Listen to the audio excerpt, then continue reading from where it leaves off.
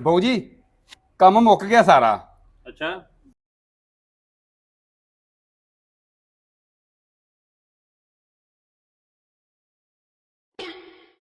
ਬਿਸਮਿਲ੍ਲਾ। ਠੇਕੇਦਾਰ ਸਾਹਿਬ, ਮੈਨੂੰ ਨਾ ਤੁਹਾਡਾ ਇਨਸਾਫ ਪਸੰਦ ਨਹੀਂ ਆਇਆ ਹੈ। ਕਿਉਂ ਕੀ ਹੋਇਆ? ਸਾਰੀ ਦਿਹਾੜੀ ਮਜ਼ਦੂਰ ਖੱਪੇ ਜ਼ਲੀਲ ਹੋਵੇ ਤੇ ਸ਼ਾਮ ਨੂੰ ਜਦੋਂ ਦਿਹਾੜੀ ਲੈਣ ਦੀ ਵਾਰੀ ਆਉਂਦੀ ਹੈ 2000 ਰੁਪਇਆ ਤੁਸੀਂ ਮਿਸਤਰੀ ਨੂੰ ਦਿੰਦੇ ਹੋ, 1000 ਰੁਪਇਆ ਮਜ਼ਦੂਰ ਨੂੰ। ਇਹ ਕਿੱਧਰ ਦਾ ਇਨਸਾਫ ਹੈ? ਪੱਕਾ ਦਾ ਇਨਸਾਫ।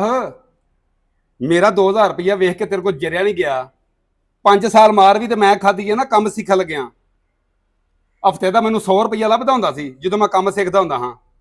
ਤੁਸੀਂ ਮਜ਼ਦੂਰ ਪਹਿਲੇ ਦਿਨ ਹੀ ਆ ਜਾਂਦੇ ਹੋ, ਪੂਰੀ ਦਿਹਾੜੀ ਲੈਣ ਲੱਗ ਪੈਂਦੇ ਹੋ ਤੇ ਤੇਰਾ ਧਿਆਨ ਫਿਰ ਵੀ ਮੇਰੇ ਵੱਲ 2000 ਰੁਪਇਆ ਮਾਰ ਖਾਧੀ ਏ। ਐਵੇਂ ਨਹੀਂ ਲੱਭਦਾ 2000 ਰੁਪਇਆ। ਤੁਸੀਂ ਕਰਦੇ ਕੀ ਹੋ? ਸਾਰੀ ਦਿਹਾੜੀ ਗੋ ਤੇ ਖਲੋ ਕੇ ਬਸ ਆਰਡਰ ਚਲਾ ਛੜਿਆ।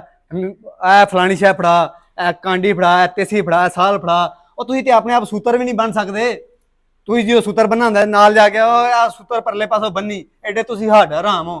ਹਲਾਲ ਦੀ ਤੁਸੀਂ ਖਾਂਦੇ ਹੀ ਨਹੀਂ ਹੈ। ਹਲਾਲ ਦੀ ਗੱਲ ਕੋ ਨਹੀਂ, ਹਲਾਲ ਦੀ ਹੁੰਦੀ ਏ, ਲੇਕਿਨ ਗੱਲ ਇਹ ਵੇ ਕਿ ਆਹ ਮਾਰ ਖਾਦੀ ਹੁੰਦੀ ਏ। ਇਸ ਵਾਸਤੇ ਸਾਨੂੰ ਆਰਡਰ ਚਲਾਣੇ ਚਾਹੀਦੇ ਨੇ, ਅਸੀਂ ਇਸ ਵਾਸਤੇ ਚਲਾਣੇ ਆ। ਉਹ ਸਾਰਾ ਕੰਮ ਤੇ ਮਜ਼ਦੂਰ ਕਰਦਾ, ਤੁਸੀਂ ਮਜ਼ਦੂਰ ਕੀ ਹੋ? ਕਰਦੇ ਯਾਰ? ਪਹਿਲੇ ਦਿਨ ਤੁਸੀਂ ਆ ਕੇ ਦਿਹਾੜੀ ਸ਼ੁਰੂ ਕਰ ਲੈਂਦੇ ਹੋ ਲੈਣੀ ਮੁਕੰਮਲ। ਖਲੋ ਜਾ ਖਲੋ, ਗੱਲ ਸੁਣ, ਮੈਂ ਤੁਹਾਡਾ ਫੈਸਲਾ ਕਰਨਾ। ਕਰੋ ਫੈਸਲਾ। ਸਬਰ ਕਰੋ। ਐਲਾ ਨਾ ਜਾ ਥੋ ਆਂਡਾ ਲੈ ਕੇ ਆ। ਮੈਂ ਕਿਉਂ ਲੈ ਕੇ ਆਵਾਂ? ਜਿਹਨੂੰ ਦਿਹਾੜੀ ਵੱਧ ਦਿੱਤੀ ਉਹਨੂੰ ਕਿਉਂ ਲੈ ਕੇ ਆਂਡਾ? ਨਾਲੇ ਆਂਡੇ ਦਾ ਵਿੱਚ ਕੀ ਤਲਕ ਹੈ?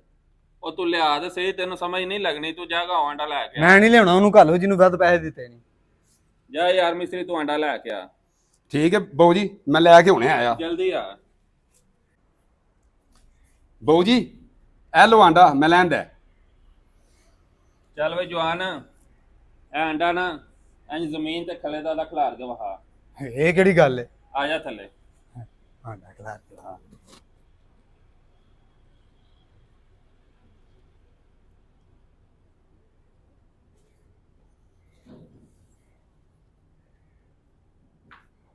ਚੱਲ ਬਸ ਬਸ, ਇੱਧਰ ਆ ਜਾ ਪਿਆ ਮਿਸਤਰੀ ਸਾਹਿਬ, ਆਂਡਾ ਖਿਲਾਰ ਕੇ ਵਹਾਓ। ਇਹ ਦੇਖੋ ਬੜਾ ਖਲੋ ਜਾਣਾ ਹੈ।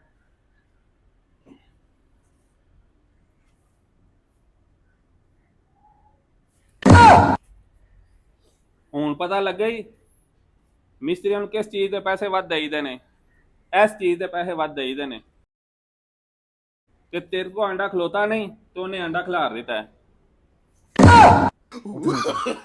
ਚੱਲ ਨਿਕਲੇ ਤੂੰ। no, no.